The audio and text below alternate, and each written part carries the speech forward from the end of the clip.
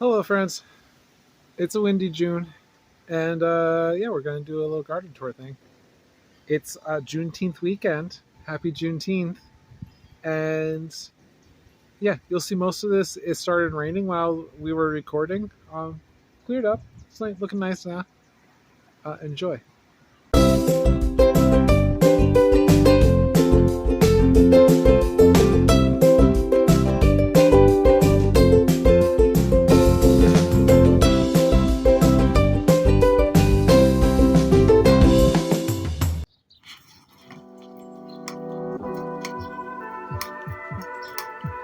I'm thinking a lot lately about what people see as they're walking up the sidewalk. I'd love to have something filling in the fence here more. But summer is kind of sort of on us, so hopefully this will all fill in nicely soon. The rain we're having a hope. Then we have all these weeds. What the hell is this? Planted coleus down there to replace the hosta, but we still have hosta. Got polka dot plants and stuff lying around. Let's get into the nitty-gritty in the garden though. So our front garden bed really doesn't have the showcase. We have some kale, we have some dinosaur kale and some Swiss chard, but nothing really dedicated. This Japanese kale, some snapdragons, some more Swiss chard. I like how Swiss chard grew through there. These snapdragons were supposed to be paired off with some blue kiwi honey blossom. This is going to be a red, white, and blue thing, but it's kind of just a mess.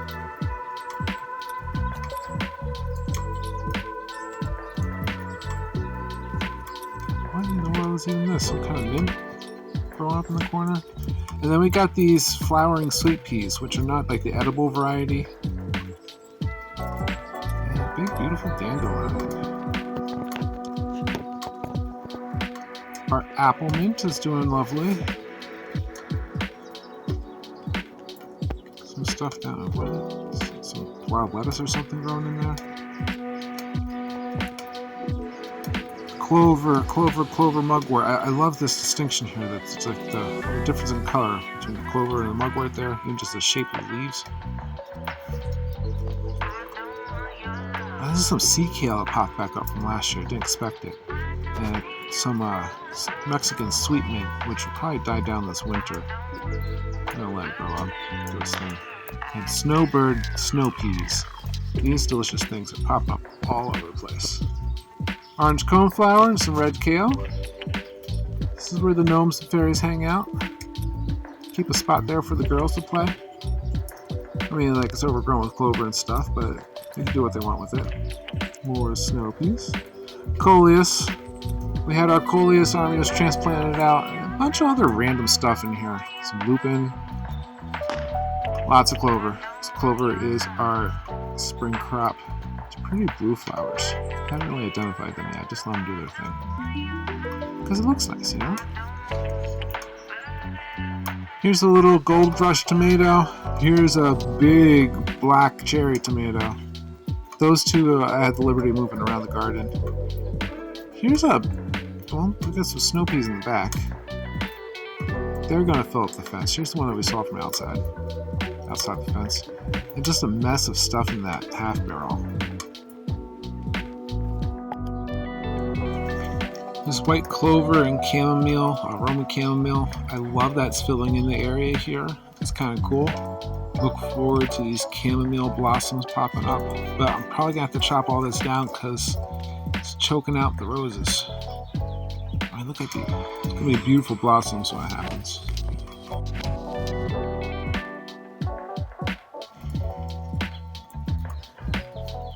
Yeah, the roses aren't looking so great. I've been looking into it. It's like a black spot stuff. So I probably really need to peel back all the growth around this and try and do something to save them. Gotta act quick. This here hummingbird mint is nicely established. It's looking cool. Nice contrast against the chamomile. And neat smells when you're kind of brushing up against all of it at the same time. And over here we got this little Pixie Delight lupin. That little flower there. I really should have filled the whole thing with them. I think that's just a hot spice mix. And over here, the medicine circle is doing great. I got some morning glory seedlings in here. It's the third year, I believe, we've had morning glories in the cage. The lemon balm, the girls have been picking the hell out of, and it keeps growing. The chamomile, once again looking forward to the blossoms. And the dwarf evening primrose, well established. And in the back, the bee balm. I did not expect this stuff to get so tall, but it did. And I look forward to all the flowers. Going to be filling this whole bed up. And down here in the middle, right next to our beautiful little statuette, some pink flowering Japanese kale, and some hyssop. The hyssop needs to get established this year, and we can use it next year. And of course, lots more clover, and yellow wood sorrel, and more clover, and all sorts of delicious weeds. Oh yeah, the mullein.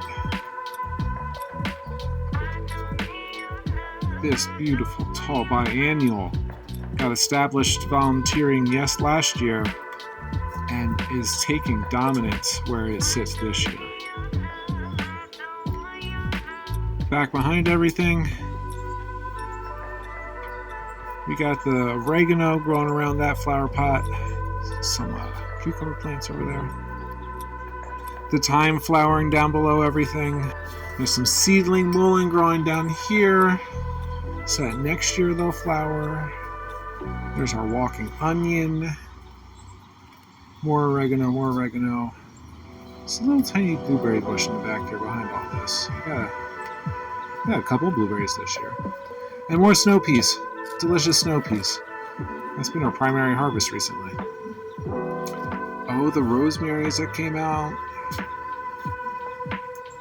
Some grapevines and Japanese cucumbers back there.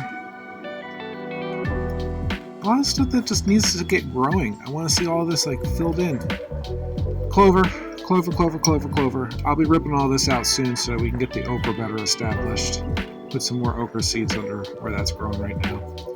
And this mess here has different okra at different places. Here's some here. Little tiny okra seedlings spotted throughout that I planted thinking that we were going to have maintaining warm temperatures, and when it cooled down, they slowed down and the bugs ate them. Oh, this is a nice snapdragon. Some petunias in front. That'll just be pretty. And some beautiful peppers. I mean, down here we also got some Swiss chard and stuff mixed up in here. It's useful until it's not. Over here, these are radishes. We've been growing the radishes. That's a arugula flower. And the chives, pretty purple chive flowers. Girls have been loving up these chives. This here's our yarrow spot. I was thinking about dividing it up, but I'm leaving it. In front of the yarrow is some echinacea. It's going to be growing super tall. And behind all that, back here is this honeyberry bush. You got to clear it out so the honeyberry bush gets more air and light. Probably a bad thing.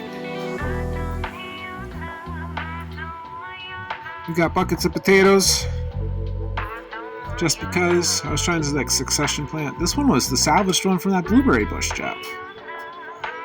Our cilantro patch, which is the tomato bed, so mixing with all this cilantro and arugula and calendula, there's a couple tomatoes in there. This one cage kind of centers on one of them. They probably won't grow to fruition. Beets. Beets look sick. Got sick beets. Yeah. Don't know why. That's another mystery. The bugs? Some weeds down here. And then we got blue kale, which is this green. Clover in the back. It's black gladiola. Jen planted some of those. A volunteer tomato. We're leaving that mixed up with those peas in there because the peas are filling up nice. Oh yeah, planted carrots down here, but the carrot population is kind of low. And this is the potato patch. Just sweet. We just laid the potatoes down. I keep pulling weeds out, but this is filling up nicely. I look forward to more of these beautiful flowers. It's nice when all the potato stalks flower at the same time. It's a nice display. Not happening though. Here's a grapevine in the back. Oh, we're going to jump to the front of the garden because there's a whole spot that's non-linear with sage blossoms and Dragon Jack kale and a nice dandelion in the back there. How intentionally grown. Because look at this beautiful form. Beautiful dandelion. Over here we threw some wildflower mix down. Literally just enjoying the flowers. Pretty stuff for the girls to pick. Hopefully lots more than just this little blue stuff. And we got like tomatoes and stuff that we're trying to get established in here. Here's a bean bush. A lot of yellow wood sorrel. Nice clover display with some self-heal down here. I was really happy the self-heal kind of popped up. And the clary sage is so greatly surprising me with how big it's grown. Happy to have this beautiful perennial here. Looking forward to the flowers. Look how big these leaves are. And then we got these like volunteer sunflowers. We gotta get out of here. And Swiss chard and snow peas, and more yellow wood sorrel, and more snow peas, and some random stuff back there to keep ripping up for mulch. Lots of snow peas. What's this? This is some beans growing up behind the snow peas. They're all tangled up in here. Survival of the fittest sometimes, but I mean, like, as gardeners, we give them a little boost, right? Back here's the hollyhocks. Looking forward to some beautiful blooms on these hollyhocks. And some red Marlowe romaine lettuce. Too many words for a red lettuce. Calendula and clover. And Roman chamomile. And plantain. And Swiss chard. And some kale growing up in the back there. We put a strangula down, we put a bunch of seeds down here that I'm still learning how to identify what's growing here, but we're letting it grow. It looks good. I mean, it's just a nice display. Chocolate mint picked up at the Scranton Flower Show. Delicious. Over here we have some wild lettuce that volunteered itself in the corner. We're chopping that down for medicine at some point, I'm sure. Coleus and Mizuno? Yeah, these seed pods are from the Mizuno, which is like a Japanese mustard thing going on. Calendula patch is doing beautiful, a little too thick. More snow peas. If you can't tell, snow peas were our primary legume.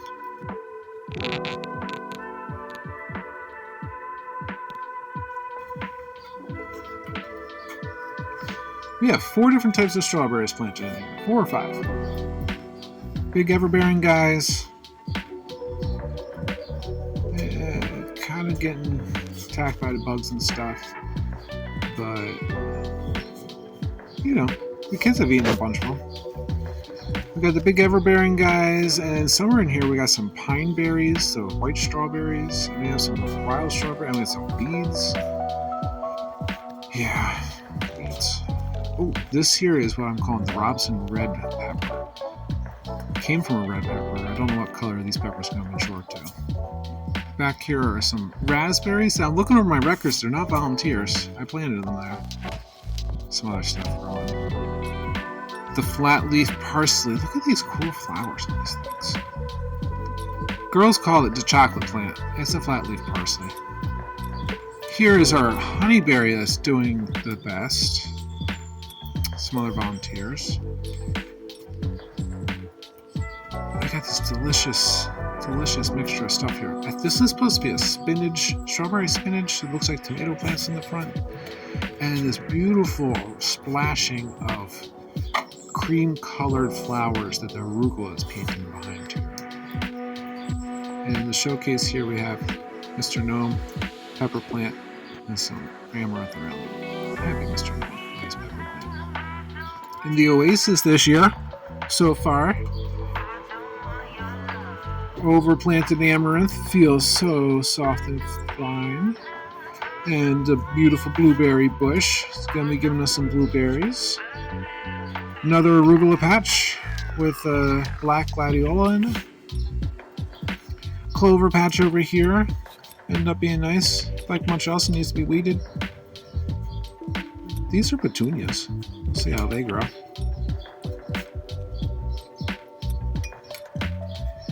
Down here, I'm hoping we can get some cucumbers established on this thing. Of course, more snow peas, growing up where the morning glories were last year.